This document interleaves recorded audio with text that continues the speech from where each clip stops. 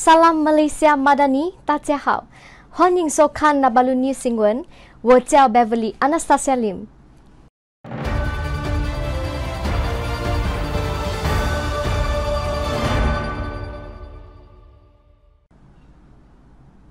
Kuskop sedia jayakan pelbagai inisiatif pembangunan usahawan dalam kajian separuh penggal rancangan Malaysia ke-12.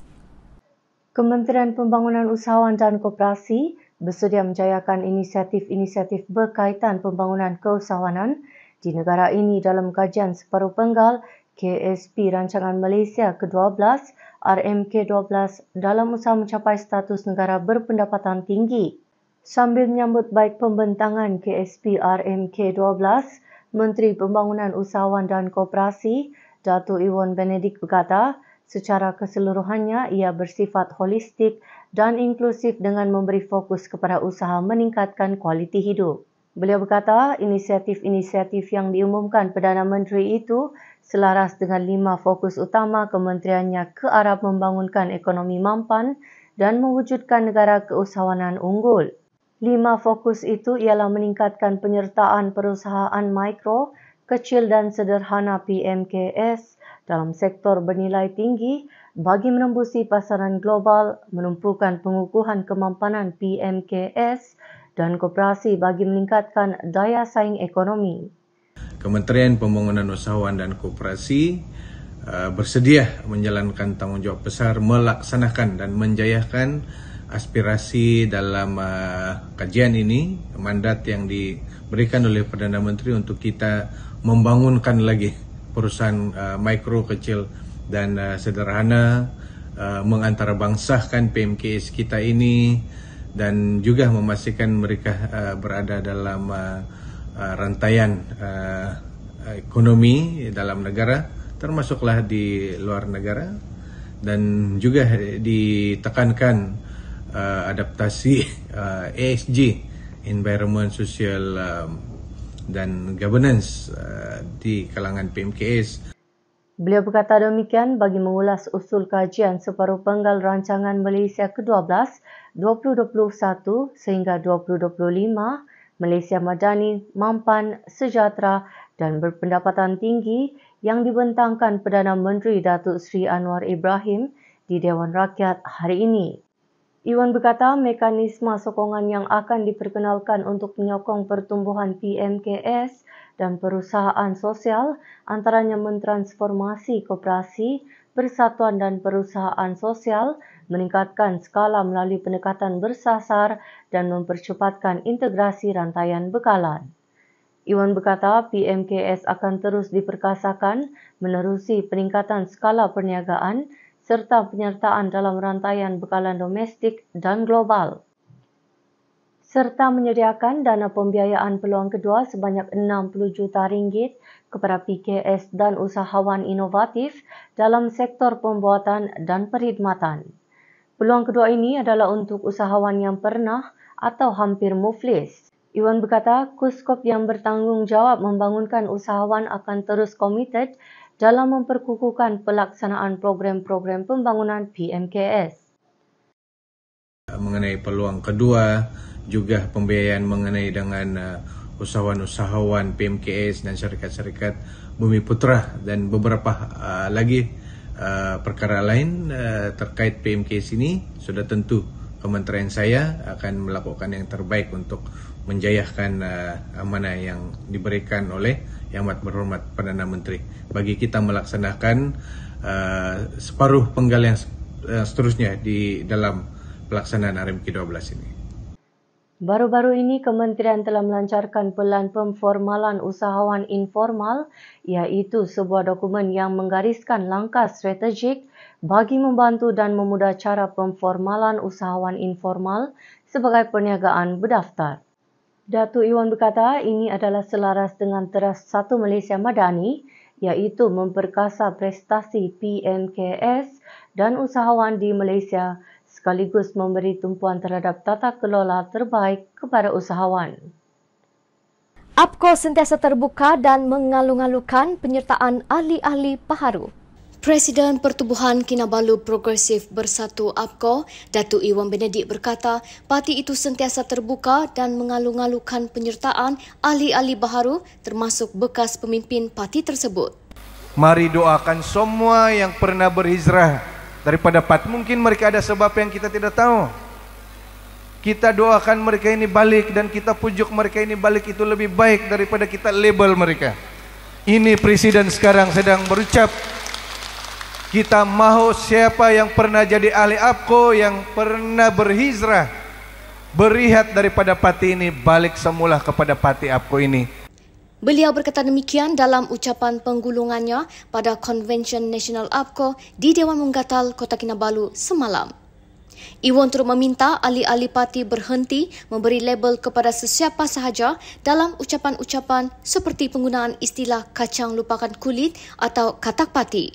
Dan kita hentikan label kacang lupakan kulit, katak ataupun lain-lain terminologi yang boleh mengilak mereka ini pula membenci kita.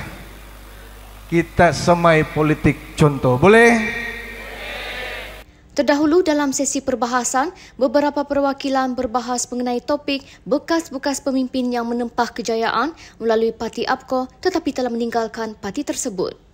APKO harus menyemai politik contoh berkaitan pelantikan politik di kawasan yang diwakili. Pertubuhan Kinabalu Progresif Bersatu APKO, khususnya wakil-wakil rakyat parti, harus menyemai politik contoh berkaitan dengan pelantikan politik di kawasan yang diwakili. Presiden APKO Datuk Iwan Benedik berkata, isu pelantikan politik seperti ketua-ketua adat dan pengerusi-pengerusi jawatan kuasa kemajuan dan keselamatan kampung JKKK sentiasa dibangkitkan oleh parti-parti politik termasuk dalam setiap konvensyen tahunan APKO. Iwan yang juga ahli Dewan Undangan Negeri Adun Kedamaian memberikan contoh di mana beliau telah memastikan pelantikan pengerusi-pengerusi JKKK di keramaian baru-baru ini adalah berasaskan kepada formula 60% yang dilantik daripada APKO dan Pakatan Harapan PH. Manakala 40% lagi dilantik daripada parti-parti lain yang menyokong kerajaan negeri Sabah. Sebagai Adun Kedamaian, saya turut dimaklumkan dengan kuasa ini, melantik sepenuhnya semua pengurusi JKK di Kedamaian itu serah kepada saya. Dan saya boleh lantik semuanya daripada APKO kalau saya mau. Tadi disebut tentang apa yang kita panggil tadi, semai politik baik. Saudara Khairi Pensiangan, ini yang saya sebut semai politik contoh. Isu perkongsian kuasa sudah menjadi isu parti kita sejak sekian lama. Walaupun diberi kuasa itu kepada saya sebagai Adun Kedamaian, saya tetap tidak lantik APKO 100% sebagai pengurusi JKK di Kedamaian, karena saya mahu bila turun pilihan raya nanti saya berbangga ini saya sudah laksanakan. Dalam pemilihan pelantikan JKK Kedamaian, 60% pengurusinya dilantik di kalangan parti APKO dan parti-parti Pakatan Harapan. 40% lagi saya lantik mengikut syur daripada ketua-ketua BN dan JRS di Kedamaian. Iwan berkata, Adun-Adun PH Sabah telah mengemukakan cadangan kepada Ketua Menteri supaya pelantikan politik di kawasan yang diwakili adalah berasaskan kepada formula 60/40 tersebut. Iwan berharap kerajaan negeri mengambil perhatian mengenai perkara ini agar parti-parti penyokong kerajaan diberi peranan di semua kawasan mengikut satu formula perkongsian bersama. Biar kita jadi contoh dulu. Mudah-mudahan selepas yang di sini jadi wakil rakyat nanti, tanding dalam PRN nanti menang, jangan lupa tuntutan kita sebelum ini.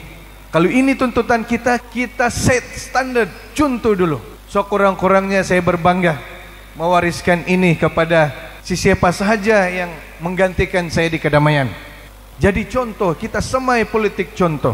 Jangan lupa kita pernah berada di kerajaan negeri juga dulu. Sekurang-kurangnya bila kita diberi ruang itu, kita create-lah contoh perkongsian kuasa yang sebaik-baiknya. Itu yang saya katakan tadi, generasi ini muda itu pun boleh memberi perkhidmatan yang proaktif dengan menyemai politik contoh.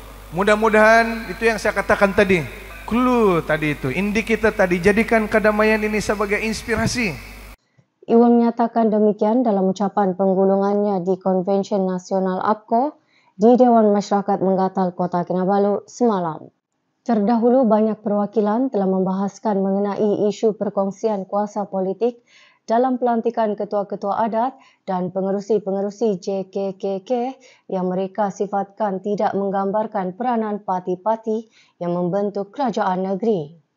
Aktiviti sukan di Kadamaian akan terus diberikan sokongan.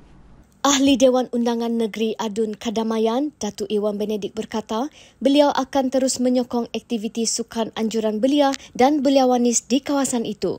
Menteri Pembangunan Usahawan dan Koperasi itu berkata, ini kerana aktiviti kesukanan adalah aktiviti sihat dan berfaedah untuk mengisi masa lapang serta mencungkil bakat-bakat baharu di kalangan belia. Semua perjuangan sukan seperti ini, perjuangan gas, perjuangan sifat, perjuangan saling kedamaian merupakan permintaan daripada pegiat-pegiat sukan, terutama di kalangan belia-belia. Sebabnya saya menggunakan saran ahli kedamaian untuk membiayai perjuangan seperti ini.